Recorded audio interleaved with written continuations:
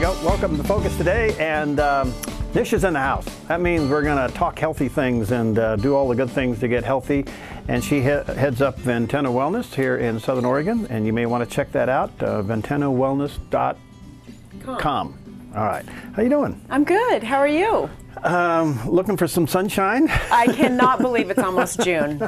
Well, we need the rain. We can't complain. Our water tables are a little low, but we could see some 80-degree weather this coming weekend. Yes. So everybody concerned about sun protection? Yes. And I don't think we are concerned enough because I'm seeing too much reports on skin cancer. Right. Well, I think that that's one thing that we need to talk about before we get into summer. So now's probably the right time to be addressing it. But certainly the skin is really changed by the sun. I think we all know that, but I don't think we really understand to what degree. And it's getting worse. The way the sun changes our skin today is not the same as it was even 30 years ago or 20 years ago. Really? So there's more damage that's done to our skin today than there has been in the past.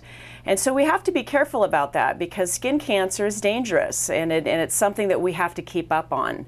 One of the things that I think that people don't often realize is that once you've had skin cancer, you're much more prone to getting it again, and those skin checks are very important to have. Is there a common ingredient in all of them?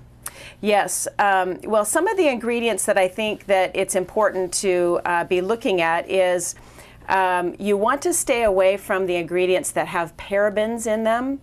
Parabens.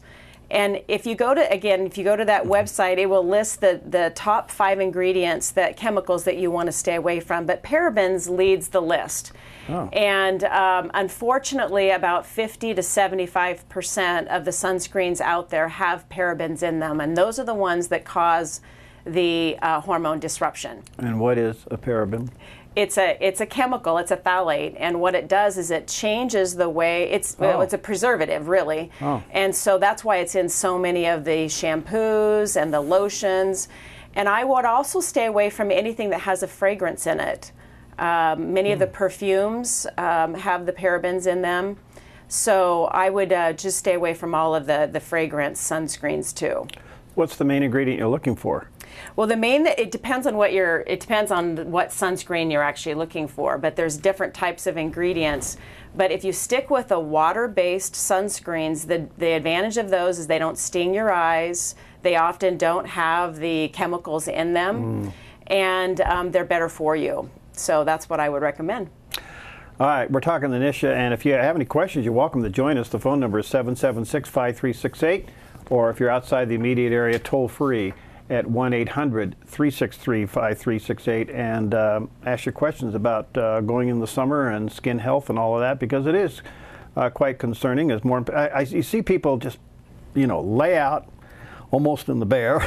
Yes. And I don't know what they're trying to do. Cook their skulls, I guess, and. Well, and some people just go and they get the zinc oxide. That's one of the natural ingredients that you can use for sunscreen is zinc oxide. And some people just go and just get zinc oxide and put it on. You can just get that, just straight zinc oxide.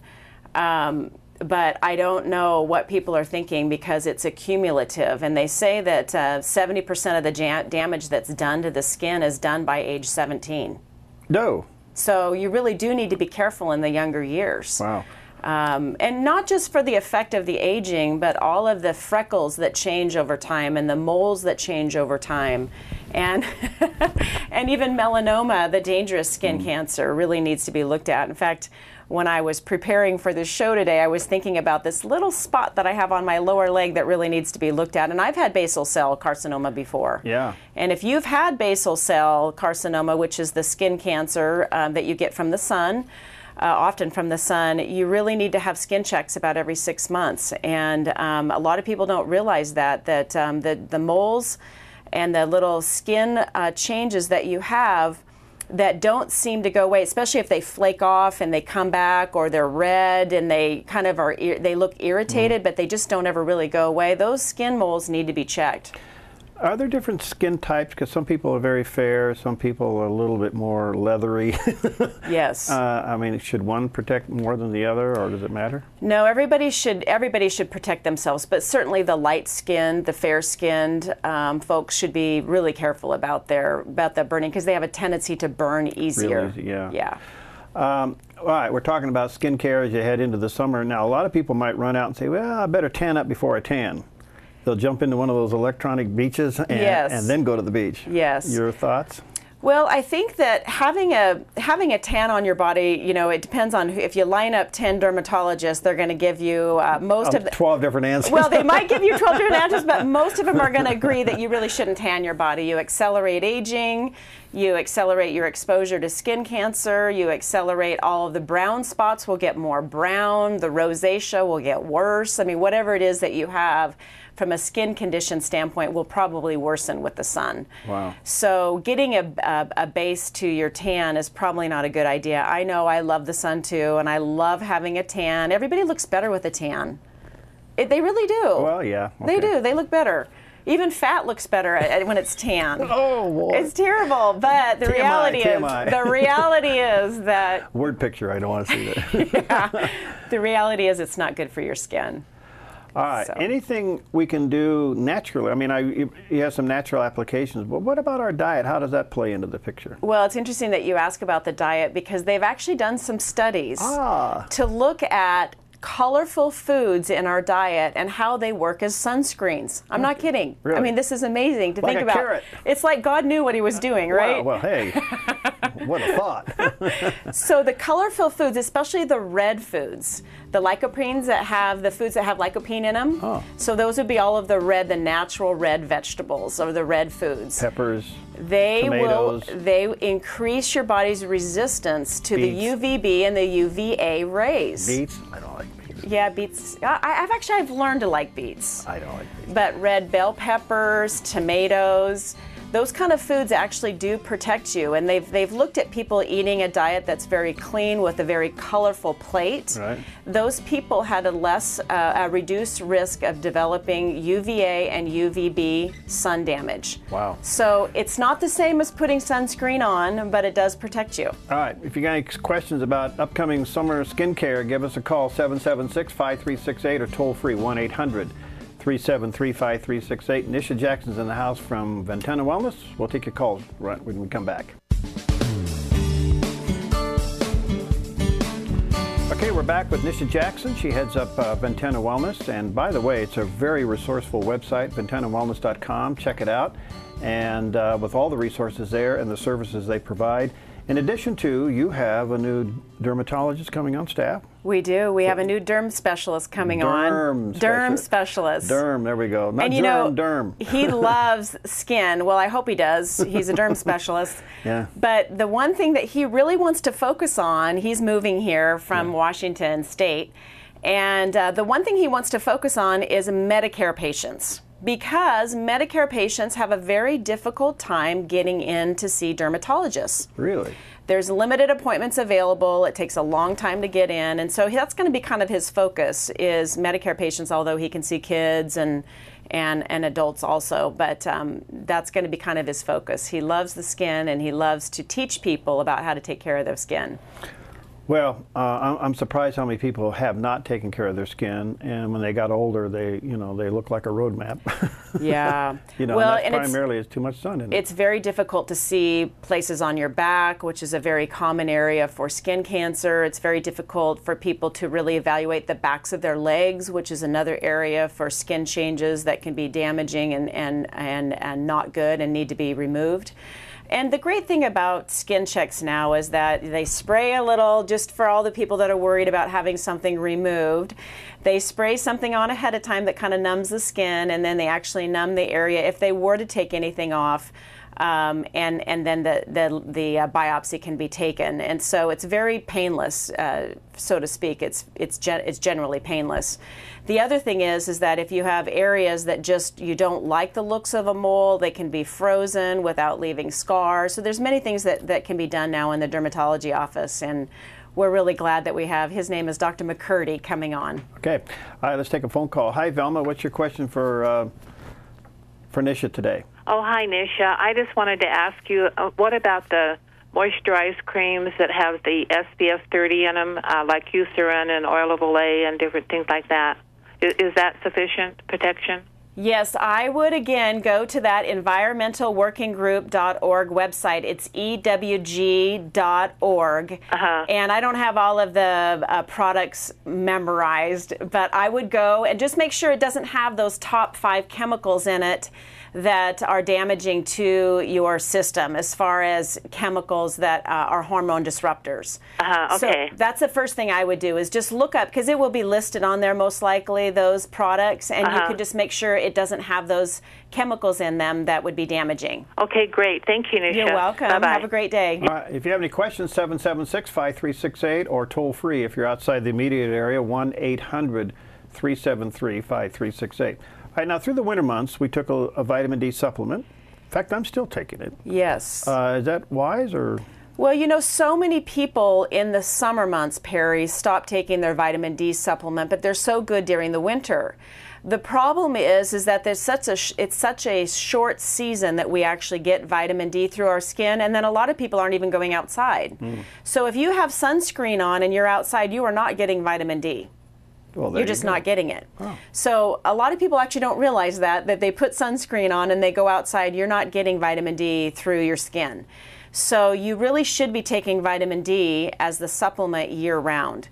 So, and a very minimum dose of vitamin D would be about 2,000 international units. Oh. Most of my patients are taking somewhere between 3,000 and 5,000 international units a day, and they're barely keeping their levels at an optimal range. That's something you can test for? Yes, it's a blood test, and you should have that done because some people are really not absorbing even in the summer months, and we're not really sure why that is, why people would go through the summer, even people coming in and having a beautiful tan on their body and their vitamin D levels are very low.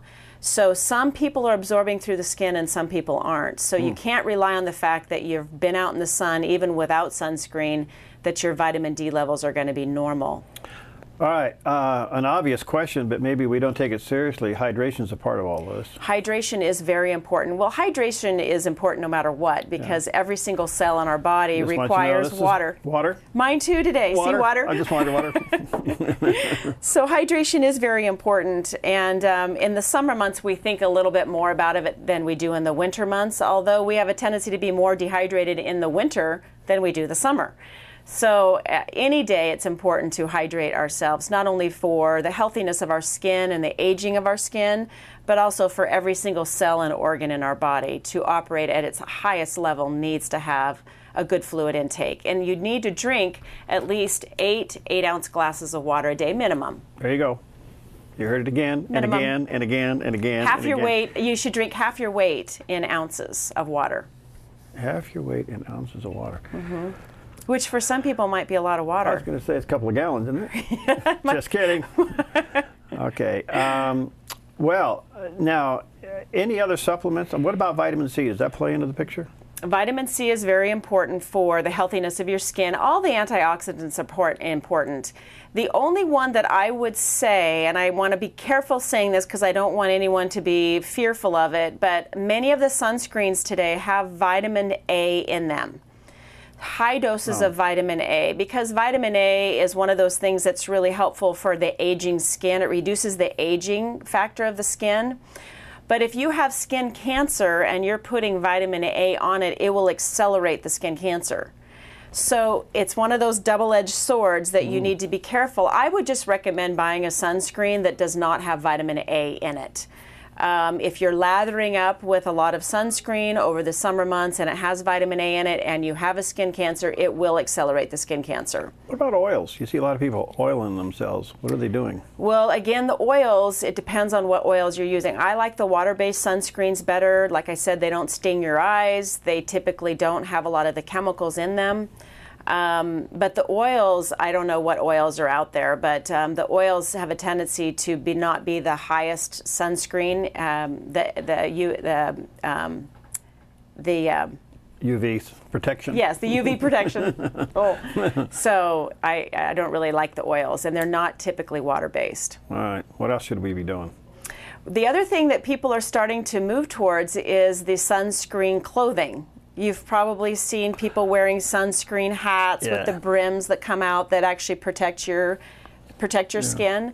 And you can get up to a 30 SPF on sunscreen clothing. The clothing that I like now that many of the stores have is the clothing that actually is for sweating, so it kind of wicks your skin, you know.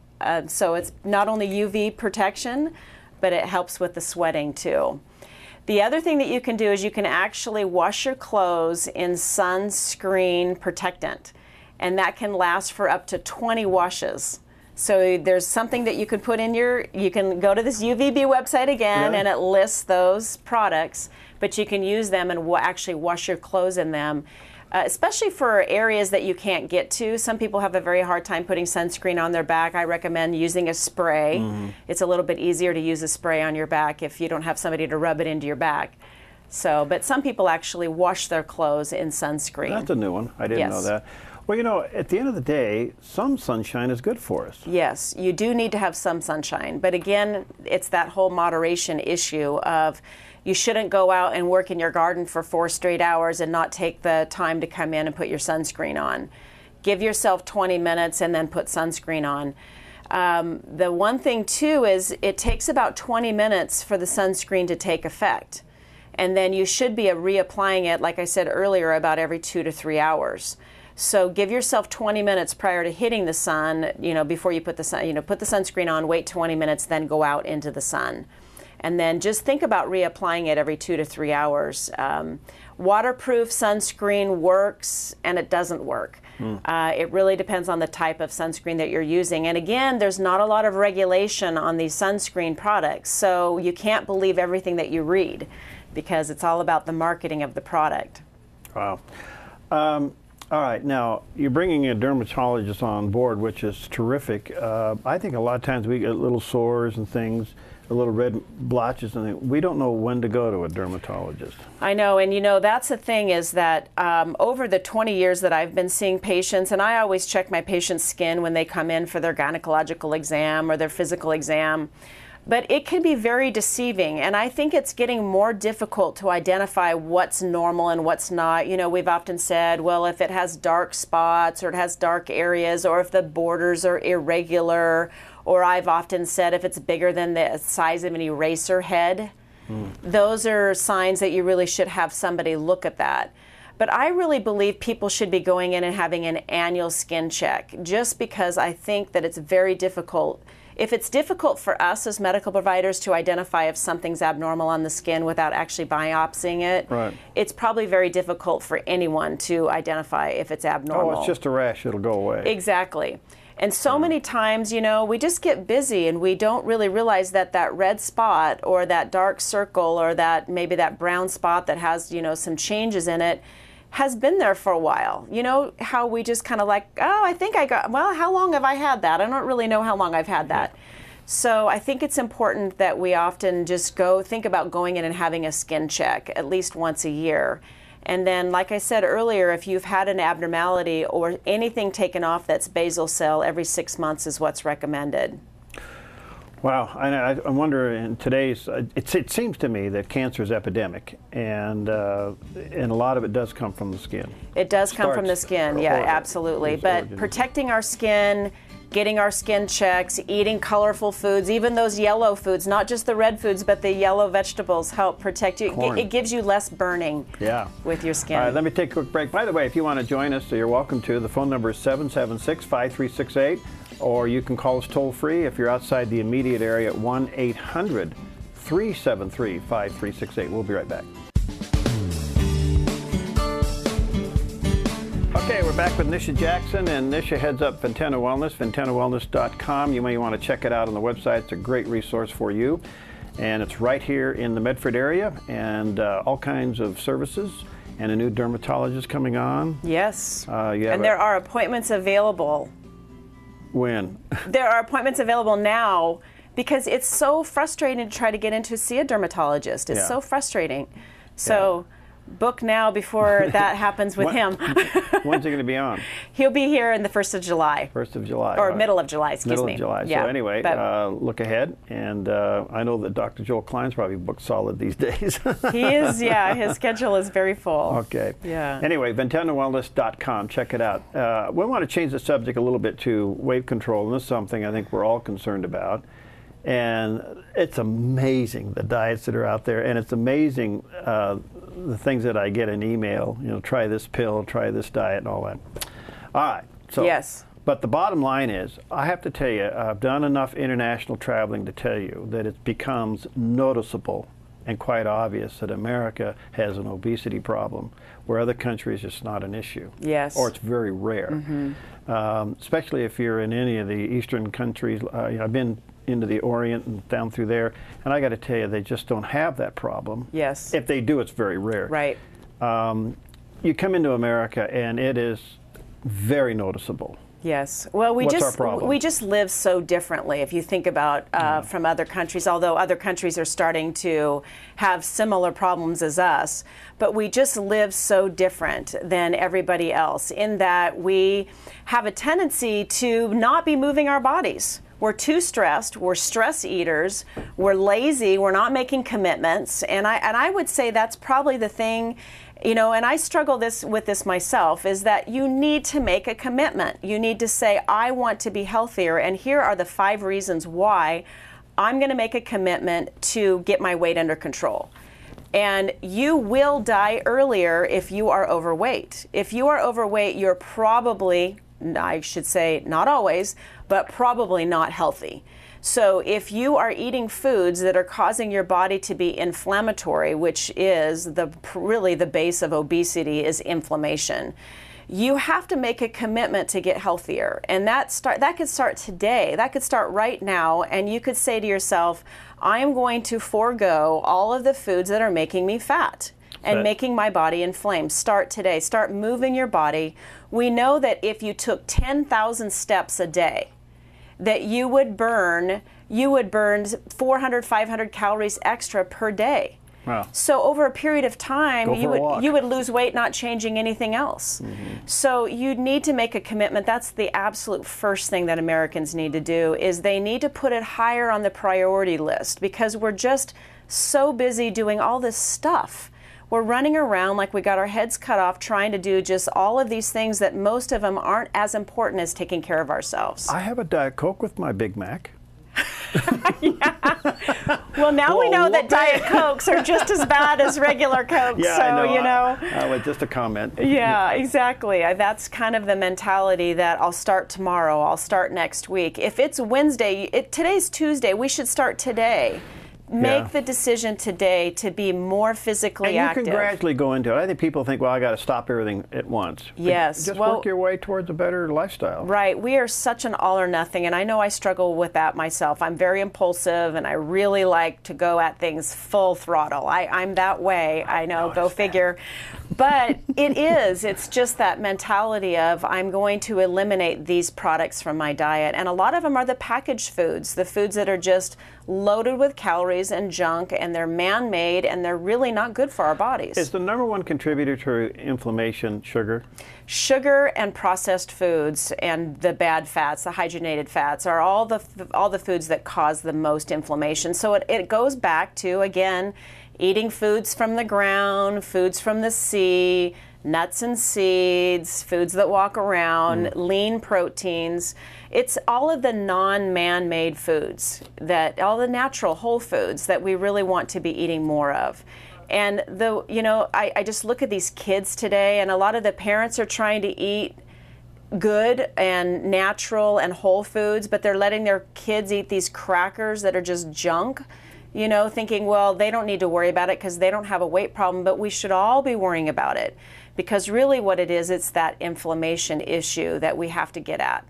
So, well, I have to tell you, I've done enough traveling to see and notice the problem. And you know what's really embarrassing sometimes, I say this respectfully, is if you're standing in line in a foreign country, you can pick out the Americans every time. Oh, I know. It's true. It's true. I think we're so afraid of being hungry I know that sounds so simple, but Perry, I'm telling you, Really? we are afraid of skipping a meal. And I think if we went back to what our grandparents were doing, where they were fasting more often, praying and fasting, and we've talked about this before, is maybe we should take one day a week and fast. Maybe we should stop eating so much at dinner time. Right. But we're so busy during the day, and then we come home at night and we eat our stress away until we go to bed. We should be giving our body, we would sleep better if we would just forego eating 3 hours before bedtime. 3 hours before bedtime, you would sleep better. Now, I know you've had diet schedules there at your clinic, but is there one that you say this is a good guide? Yes, I would say that probably the one, I've been doing this for 20 years with patients, and I was the first in the Valley to say low glycemic eating is the way to go. In fact, it was 20 years ago that I started talking to patients about eating low sugar, low carb. And it's not necessarily low carb because fruits and vegetables are carbohydrates. Right. It's really low sugar, low starch.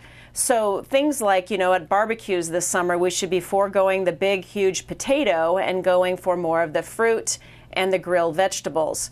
So low glycemic eating is really the type of eating that I believe is best for most people to lose body fat. And because it cuts out the foods that turn to sugar quickly upon entering your mouth, because that's what sends up the insulin. And the insulin is a fat storage hormone mostly around the middle part of the body. So, and it's also sort of the pre-diabetic hormone that you don't want to have accelerated. So low glycemic index of foods, and you can go to the website and just type in low glycemic foods, and it will give you a list of foods that are the low and the moderate, and that's what you should stick with, not the high. Now, I read something over the weekend. I did not read it in detail, so I'm just going to surmise what I read. Yes. That the big food that's the big problem out there now is wheat. Yes. Now, I realize people want to be gluten-free, but what is it about wheat that's creating all the issues? Right. Well, again, wheat is, if you were to eat bread, it turns to sugar immediately upon entering your mouth, just like a Snickers bar would. And almost exactly have a Snickers bar. Might as well have the Snickers bar. Almost exactly at the same rate.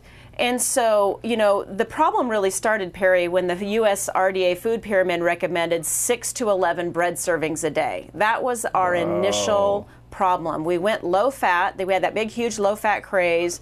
And then we had the food pyramid saying we needed 6 to 11 bread servings a day.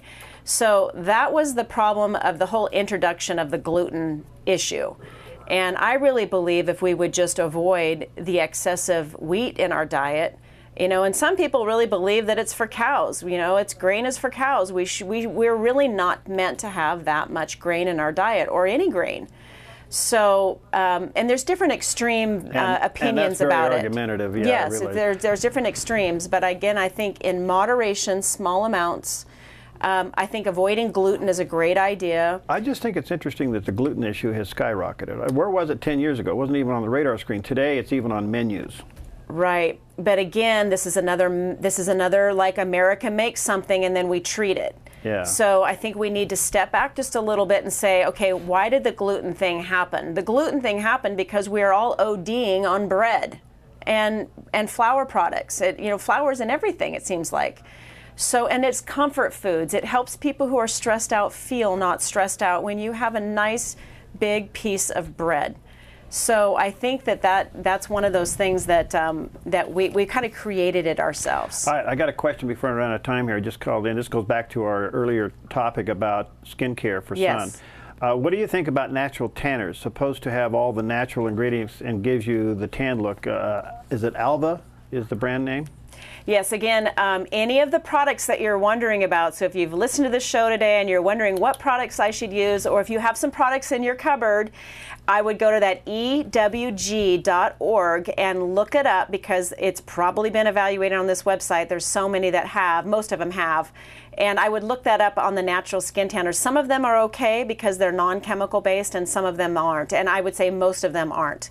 Is it aloe vera? Is that, what is that? Aloe vera is excellent for your skin. Okay. Yes, but again, it's not necessarily a sunscreen. Many of the sunscreens have aloe vera in them, but aloe vera alone is not a sunscreen, although it's very healing for the skin. All right. Now, let me just say this about, back to the weight problem. If somebody's struggling with this, I think part of it is accountability. if they came to you, your clinic, and, Right. they got under one of your counselors, that'd be the thing to do, wouldn't it? Sure. I mean, if you need some accountability and you need a plan, I would recommend coming in. Most insurance companies cover it because I would say most people that have a weight issue have something that's associated Yeah. with the weight issue that can be covered by insurance. So I would say come in, make an appointment, let us give you a plan. I mean, that's one option. The other option is start moving your body. Like I said, make a commitment today. Moving. List the 5. Write them down. What are the 5 reasons I want to lose body fat? I want to reduce my percentage of body fat. And then start moving your body. Start walking to your car, walking further away. Start doing more gardening and getting your body outside. It's so good for our spirit too. That's right. All right. It really Thank you, is. Nisha. VentanaWellness.com is the resource, and the clinic here in Southern Oregon. Check it out, VentanaWellness.com. Thanks for coming in. You're welcome. We'll be right back.